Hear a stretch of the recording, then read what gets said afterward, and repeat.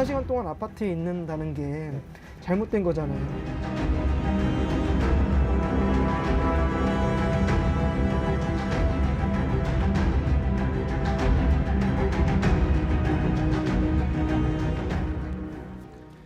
네, 아파트 사시는 분들이라면 경비원 분들이 얼마나 힘들게 일하고 있는지 잘 아실 겁니다.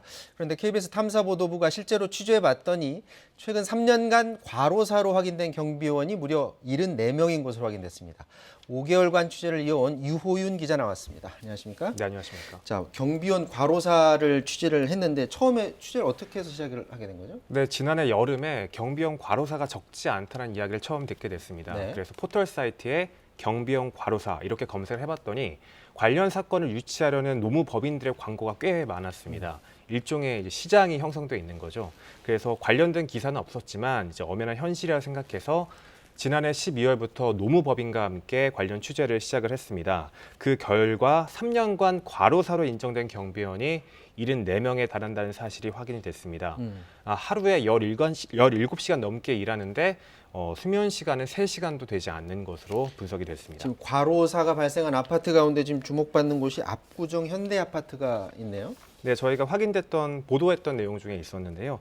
사실은 압구정 현대아파트는 최근에도 이제 한 채 80평 한 채가 80억 원에 거래돼서 이제 화제가 되기도 했죠. 근데 사실 압구정 현대는 그 가격도 가격이지만 경비원 관련 이슈로도 좀 이제 언론의 주목을 많이 받아왔습니다. 2014년도에는 주민 갑질 때문에 경비원이 분신하는 사건이 있었고요. 2018년에는 경비원들이 임금 청구 소송에 나서기도 했습니다. 바로 이 아파트에서 지난해 3월에 경비원 과로사가 발생했습니다. 일하다가 갑자기 숨진 건가요? 일하시다가 돌아가신 건 아니고요. 퇴근 후에 이제 갑자기 쓰러지신 건데요. 당시 상황을 사망 경비원의 법률 대리인을 통해서 직접 들어보시죠. 네.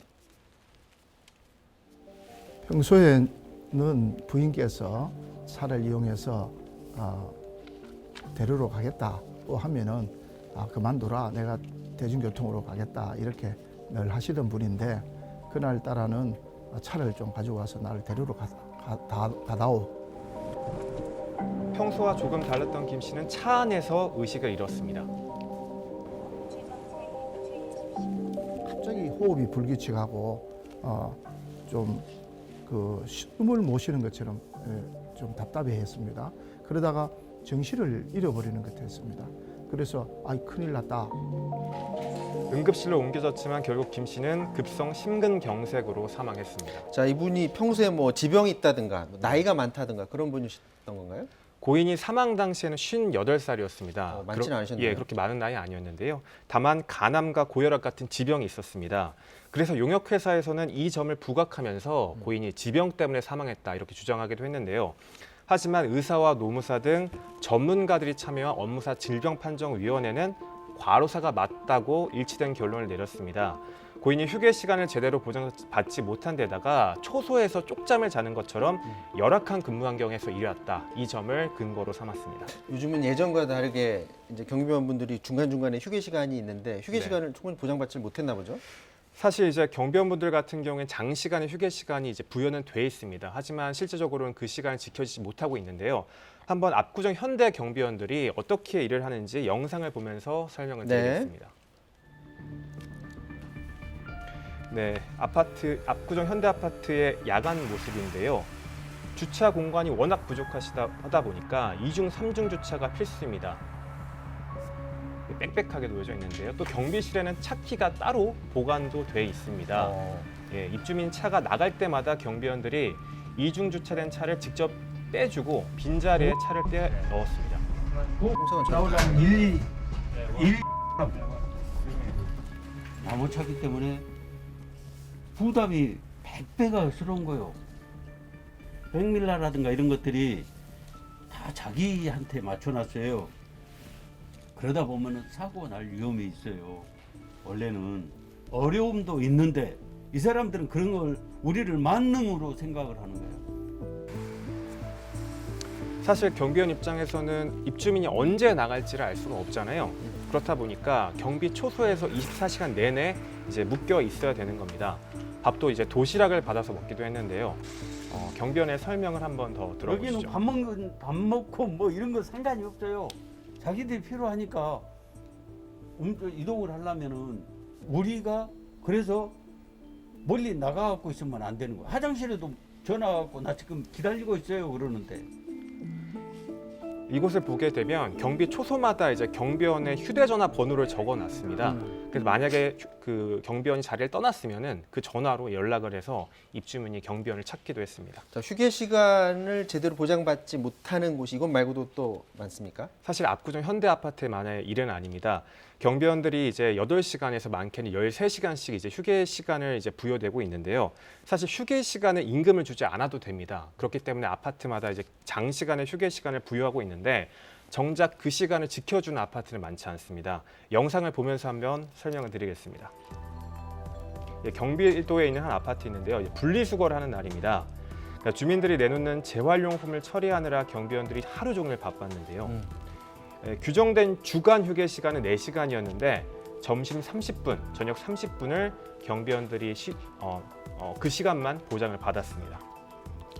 지금 경비원분들 만나보면 저 분리수거하는 거 정말 힘들어해요. 그러니까 네. 원래 저게 본업이 아닌데 분리수거하는데 육체적으로도 굉장히 힘들고 스트레스도 굉장히 많이 받는 부분인데 네. 휴게 시간은 통상 어떻게 합니까? 통상 이제 지하로 많이들 내려가서 쉰다고 들었는데요. 네, 휴게 공간이 사실 경비원 휴게 공간이 어떠해야 한다는 규정이 아직 좀 미흡하게 잡혀 있습니다. 그러다 보니까 지하 같은 열악한 공간을 이제 경비원 휴게실로 이제 내주는 거죠. 저희가 촬영한 영상 한번 직접 보여드리죠.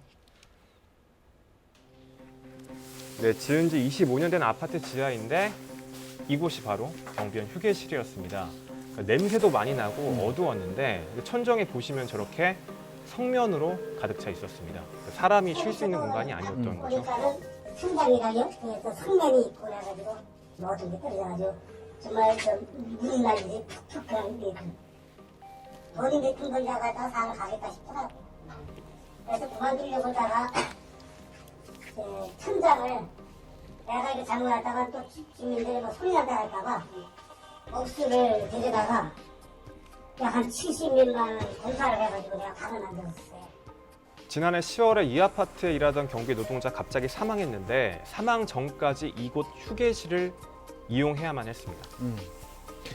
근데 저 굉장히 열악한 상황인데 저런 공간도 없어서 그냥 초소에서 잠을 자고 휴식을 취하는 사람들도 많다고 그러는데 그러면 그 쉬는 동안에 주민들이 일하는 줄 알고 막 부르고 막 그럴 수도 있을 것 같아요. 그러니까 사실상 수면을 시간에도 경비 초소에 사람들이 찾아오고 문을 두들기고 이런 일이 아주 빈번하게 발생이 되는데요. 한번 다른 아파트의 상황도 한번 직접 들어보시죠. 네. 경기도 용인에 있는 아파트인데요. 화장실 변기 옆에다가 이렇게 그냥 폐기물 주스다가 저희들이 선반을 만들고 여기에다가 살림살이를 놓고 밥통을 놓고 여기서 식사 준비를 해가지고 이렇게 지내고 있습니다. 잠을 잘 때는 이 의자를 밖으로 내놓고 바닥에다가 스티로프를 놓고요. 여기서 잠을 자요. 압구정 현대아파트 같은 경우에도 대부분의 경비원이 경비 초소에서 잠을 잤는데요. 주워온 가구로 만든 침상에서 잠을 자거나 저렇게 침상에 자는 모습인데요. 의자에 기대 잠을 자는 모습을 저희가 확인할 수 있었습니다. 그래서 경비원들이 일하는 동안에 푹 자는 거는 불가능하다 이렇게 가수면 말하고 있습니다. 상태로 있다가 깜빡 잠드는 게 한 30분에서 1시간 되는 것 같아요. 평균적으로. 한나절가량은 제가 아직도 경비를 쓰고 있구나 하는 그런 본능적으로다가 나도 모르게 그렇게 이제 몸이 좀 위축되고 그런 덜 풀리고 하는 그런 마음이 있는 것 같더라고요.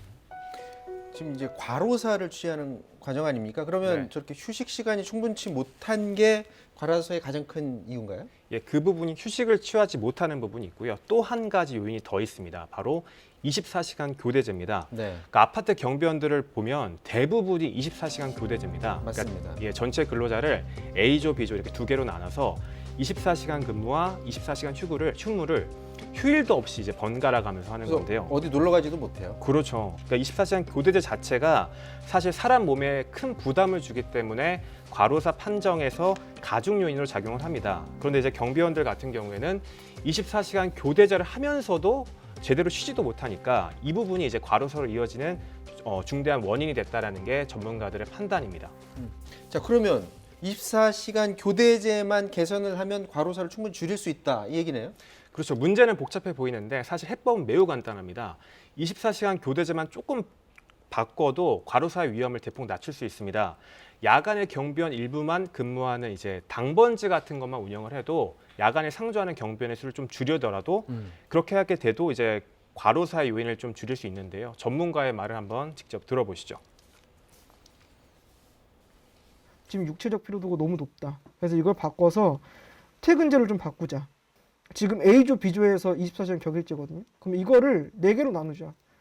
A1조는 아침 6시부터 저녁 10시까지 하고 퇴근. A2조는 오후 2시에 와서 다음날 6시에 퇴근. 그러면 아파트에서는 계속 경비 노동자 있는 거예요, 결국엔. 네, 문제는 이런 변화가 입주민의 동의 없이는 좀 불가능합니다. 요즘 경비원들 줄이는 아파트도 많잖아요. 그러니까 경비원들에 대해서 업무 환경을 개선하려는 입주민들의 이제 인식 변화가 없으면은 이런 과로사를 막기 위한 움직임들이 제대로 발현될 수 없는 상황입니다. 거기에 더해서 좀 정부도 역할을 할 수 있는 부분이 있으면 그것도 필요하다고 보여집니다. 일하다가 죽는 일은 없어야 되니까요. 자, 여기까지 하도록 하겠습니다. 지금까지 유호윤 기자였습니다. 수고했습니다. 네.